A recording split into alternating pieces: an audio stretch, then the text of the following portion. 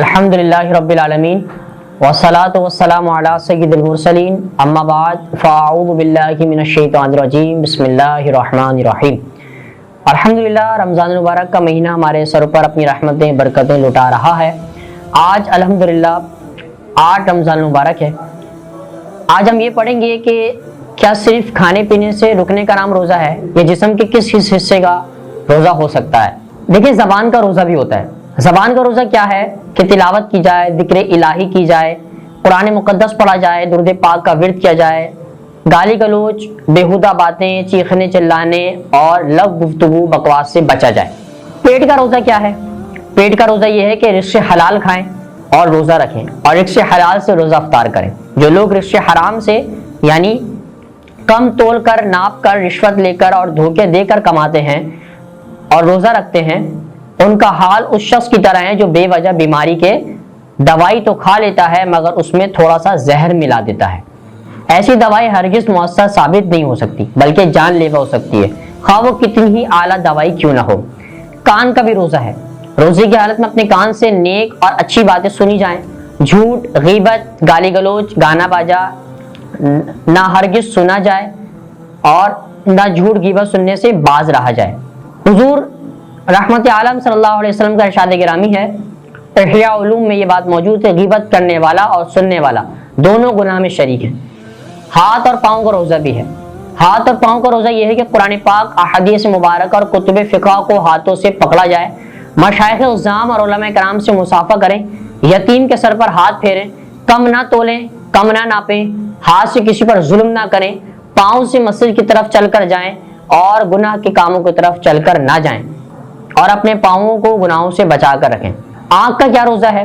آنکھ کا روزہ یہ ہے کہ قرآن پاک، احادیث مبارکہ، کتب اسلامی کا مطالعہ فرمائیں، غیر محرم عورتوں کو نہ دیکھیں۔ حضور سید عالم صلی اللہ علیہ وسلم کا ارشاد گرامی ہے، آنکھ کی نظر ابلیس ملعون کے تیروں میں سے ایک زہریلا تیر ہے۔ جو شخص اس سے بچے گا اللہ تبارک و تعالیٰ کے خوف کی وجہ سے تو اللہ تعالیٰ اسے ایسا ایمانی نور عطا فرمائے گا کہ اس کی لذت اپنے دل میں محسوس کرے گا۔ دل و دماغ کا روزہ کیا ہے؟ دل و دماغ میں حیا کا حسن ہو، عبادت کا ذہن ہو، ایمانی نور کا جمال ہو، اللہ تبارک و تعالیٰ کی طرف اور اس کی قرب کا حاصل کرنے کا خیال ہو، ہر گناہ، ہر لغو، ہر بےہودگی، ہر برائی سے دل و دماغ خالی ہو۔ حضور علیہ الصلوۃ والسلام نے فرمایا، مشکات شریف کی حدیث ہے، بہت سے روزے دار ایسے ہیں کہ سوائے پیاس کے انہیں کوئی ثواب نہیں، اور بہت سے قیام کرنے والے ایسے ہیں جن کے جاگنے کے سوا کچھ فائدہ نہیں۔ روزے دار سے اللہ تعالیٰ کلام فرمائے گا، روزے داروں کو اللہ دیدار عطا فرمائے گا، روزے دار کو نورانی تاج پہنایا جائے گا، روزے دار کو جنت الفردوس میں محل دیا جائے گا، روزے دار کے گناہوں کو معاف کر دیا جائے گا۔ روز گناہوں کی معافی کا ذریعہ ہے، روزہ زبان کا ذکر الہی ہے، روزہ پیٹ کا رزق حلال ہے، روزہ کان کا اچھی باتیں سننا ہے، روزہ ہاتھ میں پکڑنا ہے، روزہ پاؤں کا نیک کام کی طرف چلنا ہے، روزہ آنکھ کا قرآن پاک و دینی کتب کا مطالعہ ہے، روزہ دماغ کا نیکی کی فکر کرنا ہے، روزہ دل کا دل میں نیک کام کو جاننا ہے، اور روزہ یہ بھی ہے کہ حرام سے بچا جائے، گالی گلوچ سے بچا جائے، کم تول کپ ناپ ظلم سے بچا جائے، گناہ کی طرف چل کر جانے سے روکا جائے، غیر محرم پر نظر پڑنے سے روکا جائے اور گناہ کے خیال سے بچا جائے اور برائی کو جگہ دینے سے بچا جائے۔ یہ روزے کے معاملات ہیں۔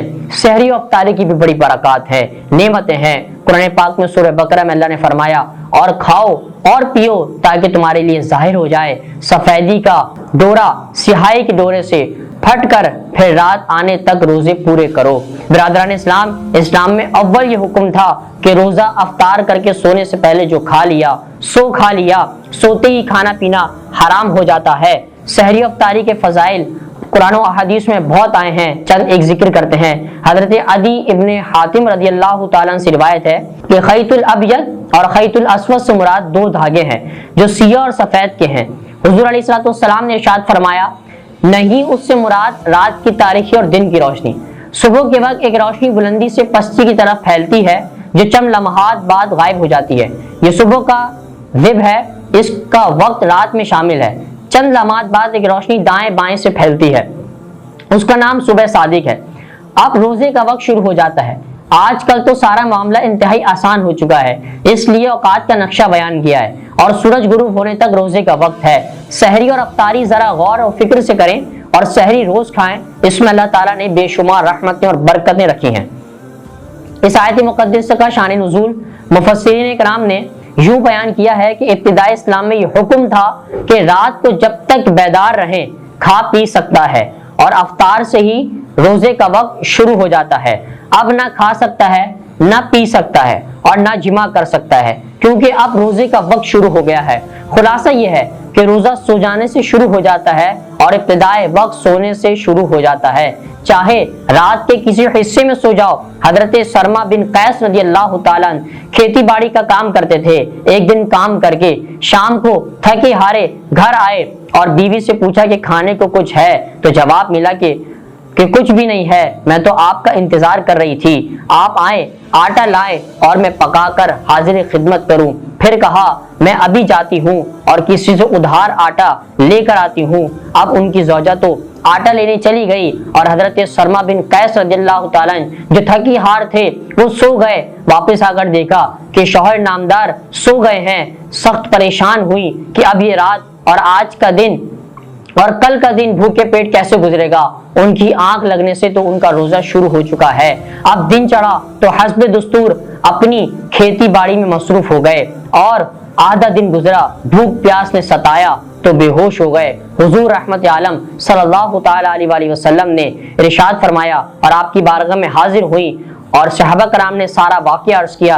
اس پر آیت کریمہ نازل ہوئی کہ اب تمہارے روزے کی ابتدا رات سے نہیں بلکہ طلوع فجر سے ہوگی۔ جبکہ صحابہ کرام نے اس آیت کریمہ کو سنا کہ رات کو کھانے پینے کی چھٹی مل گئی ہے اور یہ حکم ملا ہے کہ روزے کا وقت طلوع فجر سے شروع ہوتا ہے، تو صحابہ کرام علیہم رضوان بہت خوش ہوئے۔ صحابہ کرام کے روزے سے کس قدر پیار تھا کہ نہ بھوک کی پرواہ نہ پیاس کی پرواہ اور بے ہوش ہونے کی فکر ہے تو صرف یہ کہ حکم الہی، حکم رب العالمین کی تکمیل ہو جائے۔ بس ایک صحابی کا بے ہوش ہو جانا امت مصطفیٰ صلی اللہ علیہ وسلم کے لیے وسیلہ رحمت بن گیا اور قیامت تک مسلمانوں کو رات کے کھانے پینے اور بیوی سے قربت کی اجازت مل گئی، اور اب سحری کو مسلمانوں کی امتیازی علامت قرار دے دیا گیا۔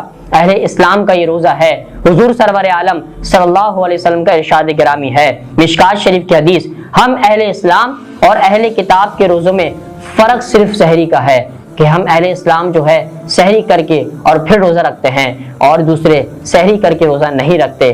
ہم میں اور ان میں جو فرق ہے وہ سحری کا یہ حدیث پاک سے ثابت ہوا، یعنی مسلمان سحری کھا کر اللہ تبارک و تعالیٰ کی رحمتوں کو حاصل کرتے ہیں اور اہل کتاب اس سعادت سے محروم لوگ ہیں۔ سحری کی بڑی برکتیں ہیں۔ حضور نبی رحمت صلی اللہ علیہ وسلم کا فرمان ہے، سحری کھایا کرو، بے شک سحری کھانے میں برکت ہے۔ اللہ نے سحری میں برکت رکھی ہے، اپنی نعمت رکھی ہے، اور حضور علیہ السلام نے اپنی امت پر کمال شفقت فرماتے ہوئے ارشاد فرمایا، افطار میں جلدی کرو اور سحری میں تاخیر کرو، یعنی سورج غروب ہوتے ہی افطار اول وقت میں کرو اور سحری آخر وقت میں، تاکہ دن بھر تمہیں مشقت کا سامنا نہ کرنا پڑے۔ دعا ہے کہ اللہ تبارک و تعالی ہمیں ان احادیث کو سن کر عمل کر کے دوسروں تک پہنچانے کی توفیق عطا فرمائے۔ وما علینا الا البلاغ المبین۔